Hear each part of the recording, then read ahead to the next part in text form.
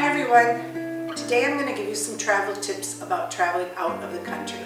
And first I'd just like to give you a little background. Many years ago, I won't say how many, but many years ago I started traveling for companies that asked me to do certain business overseas. Started with Europe, but as I moved on I actually formed my own company and ended up sourcing in places like China and India and Malaysia and lots of places around the world. So I've had a lot of travel experience, more than 25 years, and there were 5 or 6 years recently where I was like 165,000 air miles each year. So I have a bit of experience here and I'd like to give you these tips so that you can try to stay healthy while traveling. First thing I want you to do is plan ahead and buy a few things that I always like to take along. So this would be things like antiseptic wipes. You never know when you're going to need to clean down the seat where you're sitting in the airplane or whatever. Also some hand sanitizer. We all know what that is. You can get the small bottles that'll meet the TSA requirements. And we also need to be taking, I think, a packet of tissues. And I also like to take along for all of us women who feel like we get dehydrated on the plane, especially if you're going to places like interior China, whatever. You can be more than 21 hours in transit, and it does take its toll on you. There's a lot of air circulating in the airplane. So I bought a few masks, and I like to take those along. Each one of them has something a little bit different in it. Lots of vitamins and hyaluronic acid and other things that'll help plump everything up and make you look good when you land.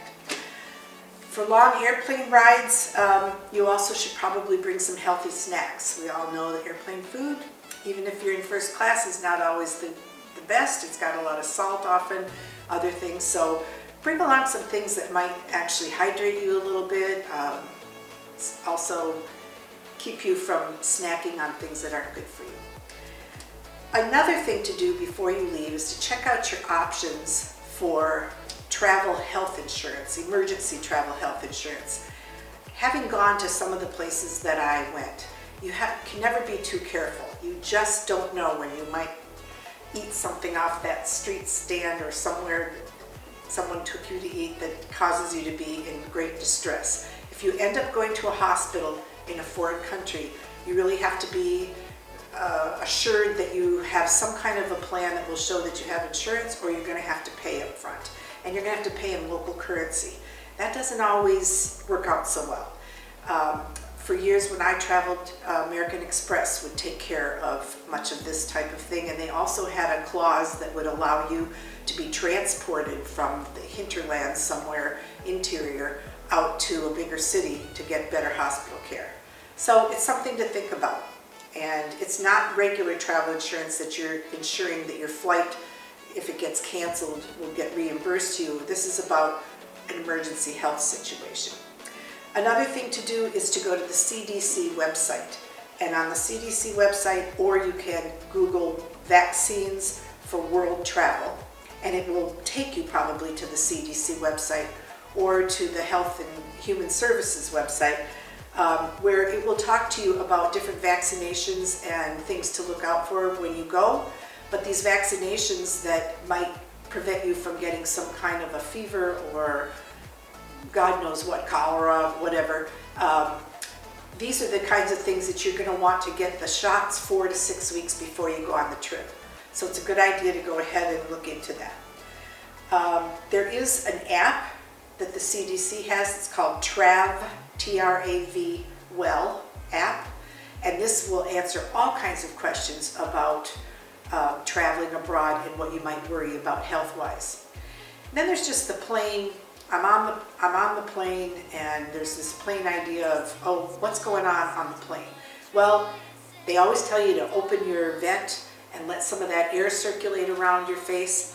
Some people wear masks. I don't wear masks. I've never really gotten truly sick, but you know, you have to worry about things like this. So you may choose to wear a mask, especially if you're actually just getting done with a bad cough or whatever, or if you feel like you're sitting next to somebody who's coughing away.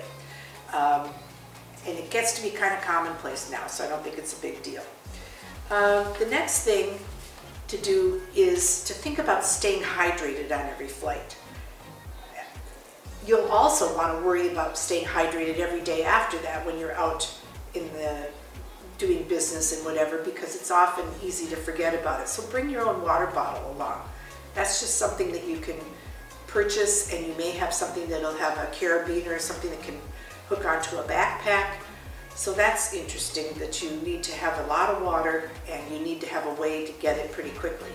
It's funny, but some of the airports now have wanted to ban plastic bottles, and therefore the only way you can get water is to bring your own container and fill it up. When you are on the plane, you also want to get up and walk around quite a bit. You want to avoid what they call DVT, deep vein thrombosis. That comes from sitting too long in one place, your blood pools, so get up and walk around every hour or two. Even if you're in the inside, make somebody get up so that you can walk up and down that plane.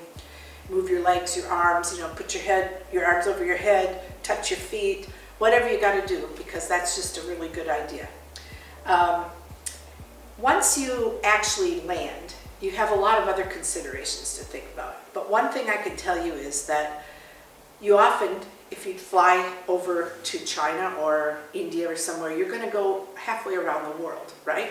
So you're going to end there at a time when you may land in the middle of their day, and it's going to feel like night to you. What you have to do is have a mindset that you're going to trick your body into figuring that, hey, while it's light out, I'm going to be awake, and when the sun goes down, I'm going to be tired and go to sleep. The sooner you can kind of get your body in that rhythm, the better. So sometimes you take Tylenol PM or something like that to go along, but you really want to have a mind over matter situation where when you first land, you don't go right to bed and start sleeping, because you could wake up at 2 in the morning and not be able to go back to sleep, and you're going to be worthless the next day for your trip, especially if you have a business meeting or something very important. So get enough sleep whenever you can. If you're riding on a train, a bus, in a car somewhere, you can always take a little snooze. Also, eating is a big thing when you go overseas. So you want to plan sort of ahead and do some homework, maybe to understand what the specialties of that region are, what that country has to offer in terms of fish, seafood, do they have pork, do they have beef, are you wanting to eat those things? There's some very strange things to us Westerners, us people from USA, that can be put in front of you. So you can either do your homework and understand what the local components are that are going to make up the food that they're going to put in front of you, especially if you're at a business dinner. And for those of you that have traveled to Asia or India, you know that many of the people want to do, the sponsors want to do a big dinner and show you how great everything is. But some of the food that gets put there is really suspect. So you can tell people you're vegetarian, even if you're not. We won't tell anybody. It's just an idea that you want to make sure that you're going to eat things that aren't going to cause you a problem later.